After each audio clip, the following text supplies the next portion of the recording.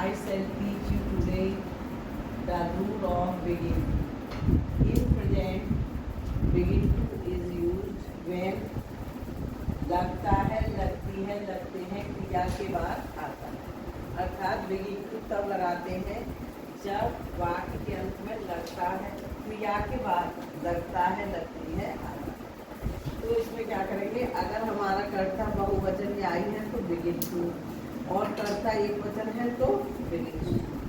First form object complement time. जैसे तुम पुस्तक पढ़ने लगते हो तो you begin to read the book. वे सड़क पर नहीं खेलने लगते हैं। अब ये इसका नेगेटिव है तो इसमें वे के साथ क्या लगेगा, do not. They do not begin to play on the. अब इसी का इंटरोगेटिव देखो, अगर इंटरोगेटिव है तो दो तरह के होते हैं, तो क्या से शुरू, एक प्रश्नवाचक शब्द से। तो अगर क्या से शुरू होगा तो सब्जेक्ट से पहले डूडस लगाओगे, और अगर क्यों, कब, कहाँ, कैसे प्रश्नवाचक शब्द बीच में हो तो सबसे पहले WH वर्ड। सब्जेक्ट एक वचन है तो डज पहले, सब्जेक्ट आई या बहुवचन है तो डू। फिर अगर नेगेटिव है सब्जेक्ट के बाद नॉट, फिर बिगिन टू और फर्स्ट फॉर्म। ध्यान से समझो, क्या तुम काम करने लगते हो तो तुम के साथ क्या लगेगा, do you begin do the work. वे अब क्या खाने लगते हैं, तो देखो क्या में अंतर है, अगर शुरू में क्या है तो डू लगेगा, और अगर बीच में क्या है तो सबसे पहले क्या लगेगा, वॉट। अब वे के साथ क्या लगाएंगे, what do they begin to eat now. अब देखो पास्ट इंडेफिनिट, इसमें बिगिन की जगह बिगिन टू लगेगा।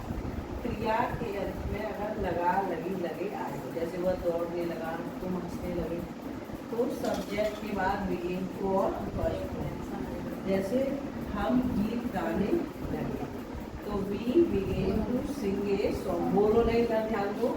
और हम गीत नहीं गाने लगे तो क्या बनाओगे बच्चों, we did not begin to sing a song. और क्या हम गीत गाने लगे तो फिर क्या करेंगे, सुबह did we begin to sing a. अब देखो फ्यूचर इंडेफिनिट में क्या होता है, अगर क्रिया के बाद लगेगा, लगेगी, लगेंगे, तो लगेगा, लगेगी, लगेंगे आए तो हम सब्जेक्ट अगर आई या वी है तो सेल बिगिन टू, और अन्य कोई सब्जेक्ट है तो will begin to first form object complement.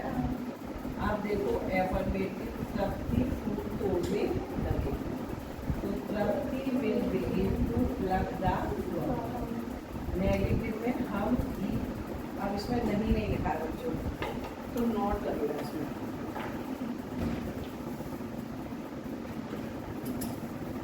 हम गीत नहीं गाने लगे तो नहीं के लिए क्या लगाएंगे, we shall not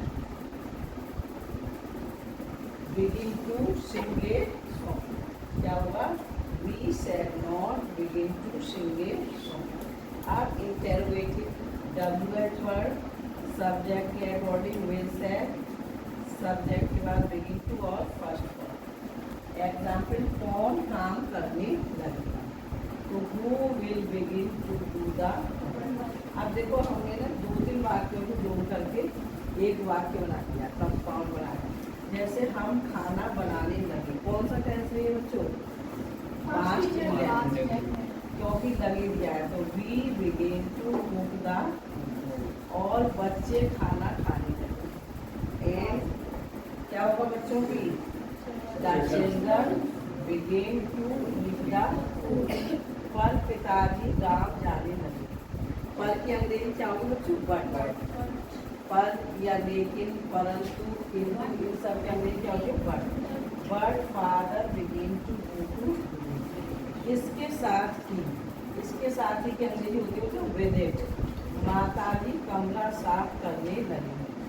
mother begin to clean the room. अब देखो ये प्रोजेक्ट में है, राधा गीत गाने लगती है तो Radha begins to write a song. एवं रमा गीत गाने लगती है, and Rama begins to sing a song. और उमा शोर नहीं मचाने लगी। तो ये प्रेजेंट का क्या हो गया, नेगेटिव।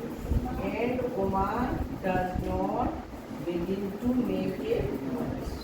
अब ये फ्यूचर में बच्चों, कुसुम कपड़े धोने लगी थी, तो Kusum will begin to wash the cloth. लेकिन आध्या कपड़े नहीं धोने लगी। तो ये भी कैसे टेंस हो गया बच्चों, फ्यूचर हुआ या प्रेजेंट हुआ, future. But Aadhya will not begin to wash the cloth. कौन सड़क पर दौड़ने लगा, ये कौन सा टेंस हो गया बताओ, पास्ट टेंस।